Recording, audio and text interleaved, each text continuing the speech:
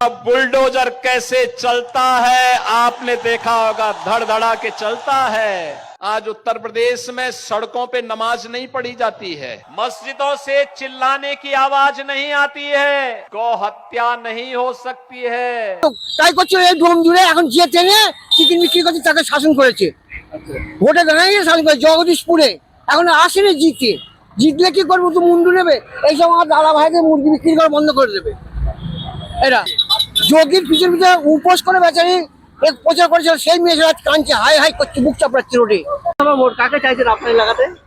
আমাদের এই এলাকাতে মোটামুটি তৃণমূল। তৃণমূলকে চাইছেন তো? হ্যাঁ। উন্নয়ন কেমন করেছে আপনার এলাকায়? মোটামুটি ঠিকই আছে, রাস্তাঘাট সব ভালোই আছে। রাস্তাঘাট সবই ভালো আছে? দিদি সব ভালোই বানিয়েছে। এখানে কি কোনো ঝামেলা অশান্তি হয়? না না, কোনোদিনই হয় না। হিন্দু মুসলমান একসাথে একদম, মানে আমার আজ 64 বছর বয়স, আজ পর্যন্ত কোনোদিন এখানে আমাদের ঝামেলা হয় না। আমরা একসঙ্গে খাওয়া দাওয়া করি, একসঙ্গে উঠা বসা করি, সবকিছু। এই যে দিদিমণি যে লক্ষ্মী ভান্ডার গুলো দিচ্ছে, ওগুলো কি আপনাদের বাইরে মহিলারা সুবিধা হচ্ছে লক্ষ্মী ভান্ডার? হ্যাঁ নিশ্চয়ই, তবেই না। এই যেমন মেয়ে ছেলেটি বললো এখন, তো এরা পাচ্ছে, আমরা তো আর পাবো না বেটা ছেলে। চালু করেছে, তাহলে আমার একটা আছে, আমার ওই মানে বিধবা পেনশন আছে, বেকার ভাতাকে চালু করেছে। হ্যাঁ আমার জন্য, কিন্তু এখনো পয়সা ঢোকেনি। বিজেপি বলছে আমরা ক্ষমতায় এলে 3000 টাকা করে দেবো। হ্যাঁ ওটা তো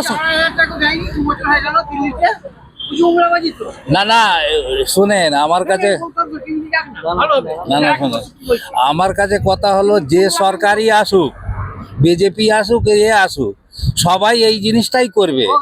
ওইটা একটা লালচ দিচ্ছে যে আমি 3000 টাকা দেবো, দিদি 2500 টাকা দিচ্ছে, উনি বলছে আমি 3000 টাকা দেবো। কিন্তু যেটা নিয়ে এখন সমস্যা, যে মানে পাল্টাবার জন্য, পাল্টানো বড়ই মুশকিলই আছে, বিশেষ করে এই পশ্চিমবাংলার মধ্যে। কেন ইউপি বিহারে যেরকম দ্বারা মারপিট ঝগড়া সব সময় লেগে আছে, এখানে সেইরকম দ্বারা কিছু নেই।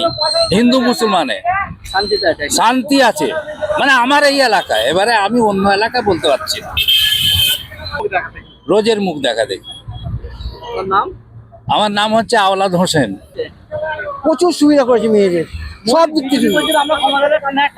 ও তো জুমলাবাজি, ও তো অনেক কিছু বলেছিল।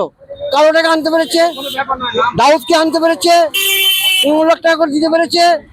নোটবন্দি করেছিল, লাইন লাগে।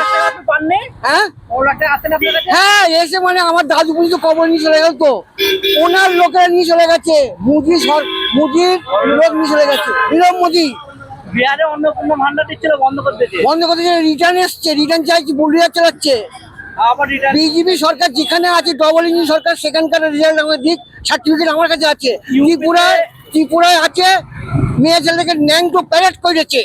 এই ডবল ইঞ্জিন সরকারের উন্নত।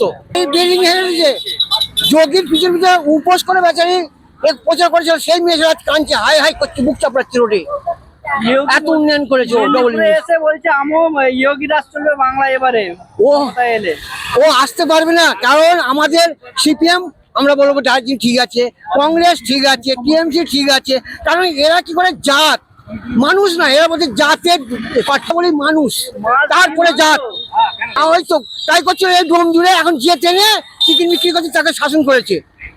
ভোটে দাঁড়ায় শাসন করে জগদীশপুরে এখন আসেনি জিতলে কি করবো, তো মুন্ডু নেবে। এইসব আমার দাদা ভাইদের মুরগি বিক্রি করা বন্ধ করে দেবে এরা আসলে। এই যে কি বলবো মানে ধিক্কার। আমার না, দিদি আসুক, কংগ্রেস আসুক, সব ঠিক আছে আমাদের, কারণ আমরা মানুষ আগে, জাত পরে, ধর্ম আগে নয়। পরিষ্কার বলছি, বিজেপিকে ধিক্কার জানাই আমরা। কংগ্রেস বলবো ঠিক আছে, আসুক, সিপিএম আসুক। ওরা রাজনীতি করে ধর্ম নিয়ে, মানুষ আগে না, কোনো জাত আগে। কেন আর কি বলবো। আমার নাম সাবির মল্লিক।